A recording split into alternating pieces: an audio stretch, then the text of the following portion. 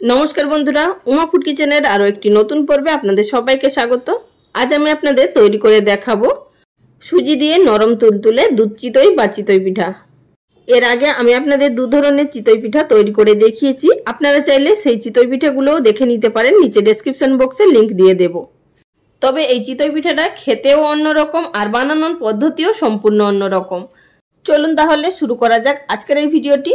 সবার প্রথমে আমি এখানে একটি গ্রাইন্ডিং জার নিয়ে নিলাম, তার মধ্যে দিয়ে দিলাম 1 কাপ পরিমাণ সুজি। এবার এই সুজিটাকে আমাদের একটু গ্রাইন্ড করে নিতে হবে, এতে করে যাতে পাউডার তৈরি হয়ে যায় সুজিটা। এবার সুজিটিকে গ্রাইন্ড করে নেওয়ার পর আমি একটি এখানে মিক্সিং বোলের মধ্যে ঢেলে নিলাম। তবে কিন্তু খুব বেশি মিহি করে বা পাউডার করার প্রয়োজন নেই।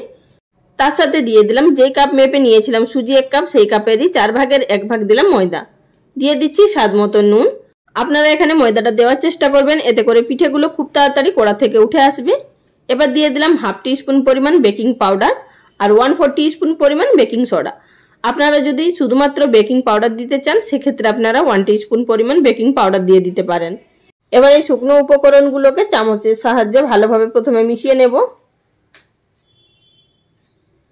মিশিয়ে নেওয়ার পর এবার পরিমাণ মতো জল দিয়ে একটা ব্যাটার তৈরি করে নেব।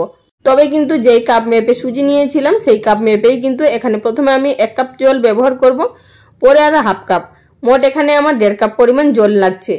তো সুতরাং আপনাদের যে 1.5 কাপ জল লাগবে তার কোনো মানে নেই, তবে কিন্তু একটু বেশিও লাগতে পারে বা একটু কমও লাগতে পারে, সেটা সুজি এবং ময়দার উপরে ডিপেন্ড করছে। প্রথম অবস্থায় অল্প জল দিয়ে ভালোভাবে ফেটিয়ে নিতে হবে যাতে করে কোনো রকম লাম্পস না থাকে। পরে এইভাবে জল দিয়ে দিয়ে একটা পাতলা ব্যাটার তৈরি করে নিতে হবে। তবে খুব বেশি একবারে পাতলা নয়, সরু চাকলির মতো, আবার খুব বেশি মোটাও নয়, একটা মাঝারি ব্যাটার তৈরি করতে হবে। এবার আমি আপনাদের দেখিয়ে দিচ্ছি ব্যাটারের ঘনত্বটা ঠিক কীরকম থাকতে হবে। দেখুন বন্ধুরা, ব্যাটারের ঘনত্বটা ঠিক এইরকমই আমাদের রাখতে হবে। এবার এটিকে 10 মিনিটের জন্য রেস্টে রেখে দিলাম। তারপর চলে এসেছি এগুলোকে তৈরি করার পদ্ধতিতে। প্রথমে গ্যাস ওভেনের উপরে একটি কড়াই বসিয়ে ভালোভাবে গরম করে নিলাম। তারপর আমি এখানে সাদা তেল ব্রাশ করে নিলাম যাতে করে পিঠেগুলো উঠে আসতে তাড়াতাড়ি সুবিধা হয়। তারপর আমি এর মধ্যে দিয়ে দিলাম 1 হাতা পরিমাণ সুজির ব্যাটারটা দিয়ে দেওয়ার পর গ্যাসের ফ্লেম লো টু মিডিয়ামে থাকা অবস্থায় এটিকে ঢাকা দিয়ে রান্না করে নেব প্রায় 1.5 মিনিট মতো। 1.5 মিনিটের মধ্যেই কিন্তু আমাদের এই পিঠেটা ভালোভাবে সেদ্ধ হয়ে যাবে ভেতর থেকে। 1.5 মিনিট পর ঢাকাটা তুলে নিচ্ছি, আর দেখুন বন্ধুরা কত সুন্দরভাবে ফুলে উঠেছে এই পিঠেটা, আর উপর থেকেও কিন্তু কাঁচা নেই। একই রকম ভাবে আমি আপনাদের এখানে আরো একটি পিঠে তৈরি করে দেখিয়ে দিচ্ছি। আর বন্ধুরা এখানে ভয় পাওয়ার কিছু নেই, কড়াটার চারিদিকে ঠিক এইভাবে লাল দাগ হয়ে যাবে, তাতে করে অসুবিধা কিছু হবে না, মানে পুড়ে যাওয়ার ভয় নেই।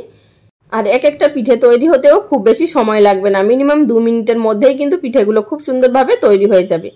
দেখুন এখানে আমার আরো একটি পিঠে তৈরি হয়ে গেছে। এবার একই রকম ভাবে সবগুলো পিঠে তৈরি করে নিলাম। আর বন্ধুরা আমি এখানে আপনাদের দেখিয়ে দিচ্ছি 1 কাপ সুজি থেকে আমার প্রায় 6 পিস মতো পিঠে তৈরি হয়েছে। আর পিঠেগুলো কতটা নরম তুলতুলে সেটা আপনারা দেখেই বুঝতে পারছেন। এবার আমরা দুধ চিতইটা তৈরি করে নেব। তার জন্য প্রথমে আমি এখানে গ্যাস ওভেনের উপরে আধা লিটার দুধ গরম করতে বসিয়ে দিয়েছি। দুধটা প্রথমে ভালোভাবে ফুটে আসলে এর মধ্যে দিয়ে দিচ্ছি 10 টাকা প্যাকেটের 1 প্যাকেট গুঁড়ো দুধ। গুঁড়ো দুধটা দেওয়ার কারণে এখানে পিঠেটার মধ্যে খুব সুন্দর একটা রিচ ক্রিমি ভাব চলে আসবে, মানে দুধের যে ক্ষীরটা তৈরি হবে তার মধ্যে, আর খেতেও দুর্দান্ত লাগবে। এইভাবে অনবরত নাড়াচাড়া করে মিশিয়ে নিলাম। আর এর মধ্যে দিয়ে দিলাম 2টো ছোট এলাচ। মুখগুলো একটু ফাটিয়ে নিয়েছি যাতে করে ফ্লেভারটা ভালো হয়। আর আপনারা যদি এখানে খেজুর গুড় দিয়ে করতে চান তাহলে কিন্তু এখানে এলাচ দেওয়ার কোনো প্রয়োজন নেই, গুড়ের আলাদা করে নিজস্ব একটা সেন্ট থাকে। এবার এর মধ্যে দিয়ে দিচ্ছি 1 থেকে 1.5 মুঠো পরিমাণ কোরানো নারকেল। নারকেল কোড়া দেওয়ার কারণে যখনই আমরা পিঠেটা খাবো তখনই টুকরো টুকরো যে নারকেলগুলো পড়বে মুখে, খেতে বেশি ভালো লাগবে। এবার আমি এর মধ্যে দিয়ে দেবো মিষ্টির জন্য 3 থেকে 4 টেবিল চামচ পরিমাণ চিনি। এখানে আপনারা মিষ্টির পরিমাণটা বাড়িয়ে বা কমিয়ে নিতে পারেন। চিনিটা দিয়ে দেওয়ার পর আরও 4 থেকে 5 মিনিট মতো ফুটিয়ে নেব যাতে করে চিনি থেকে যে জলটা বেরোবে সেটিও একটু মরে যাবে, আর দুধটাও যাতে আরও একটু ঘন হয়ে যায়। আমি এখানে 4-5 মিনিট মতো ফুটিয়ে নেওয়ার পর এবার গ্যাসের ফ্লেম লো টু মিডিয়ামে করে দিয়ে এক একটা করে পিঠে দুধের মধ্যে ছেড়ে দেব। আমি এখানে 4টে পিঠে দুধের মধ্যে দিচ্ছি, যেহেতু দুধের পরিমাণটা আমি এখানে কম নিয়েছি। আপনারা যদি দুধের পরিমাণ কম নেন সমস্ত পিঠেগুলো ছেড়ে দিতে পারেন। তো আমি এখানে 2টো পিঠে শুধু খাওয়ার জন্য রেখেছি গুড় দিয়ে। এইভাবে পিঠেগুলো দিয়ে দেওয়ার পর গ্যাসের ফ্লেম লো টু মিডিয়ামে থাকা অবস্থায় 5 মিনিটের জন্য আমি ফুটিয়ে নেব। এইভাবে পিঠেগুলোকে একটু উল্টে পাল্টে দেবেন, এতে করে খুব ভালোভাবে দুধটা ভেতরে ঢুকবে। আর বন্ধুরা এছাড়াও যদি আপনারা পিঠের রেসিপি দেখতে চান, আমার চ্যানেলে প্রচুর পিঠের রেসিপি আপলোড করা আছে, আপনারা চাইলে দেখে নিতে পারেন। আমি কিছু পিঠের রেসিপি নিচে ডেসক্রিপশন বক্সে লিংক দিয়ে দেব। বা ভিডিও শেষে আমি এন্ড স্ক্রিনে প্লেলিস্ট দিয়ে দেবো পিঠের, আপনারা সেখান থেকেও দেখে নিতে পারেন।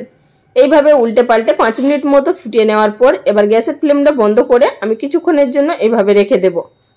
যেহেতু এটা সুজির পিঠে খুব বেশিক্ষণ কিন্তু ভিজতে সময় লাগবে না, ঘন্টা দুয়েকের মধ্যেই কিন্তু খুব সুন্দরভাবে এখানে আমাদের দুধটা টেনে নেবে। আমি এখানে আধা ঘন্টা মতো দুধের মধ্যে রেখে দিয়েছিলাম, তারপরে এখানে একটি সার্ভিং প্লেটের মধ্যে সার্ভ করে নিয়েছি। আর আপনারা এখানে দেখেই বুঝতে পারছেন যে পিঠেগুলো খেতে কতটা সুস্বাদু হবে।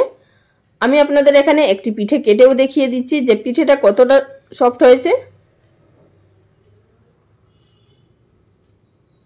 দেখুন বন্ধুরা, এখানে আমার পিঠে কাটা দেখেই বুঝতে পারছেন যে পিঠেটা কতটা সফট হয়েছে। আর পিঠেটা খেতেও দুর্দান্ত টেস্ট হয়। বন্ধুরা, আপনারা বাড়িতে অবশ্যই একবার তৈরি করে খাবেন, তারপরেই আপনারা বুঝতে পারবেন এই পিঠেটা খেতে কতটা টেস্ট হয়।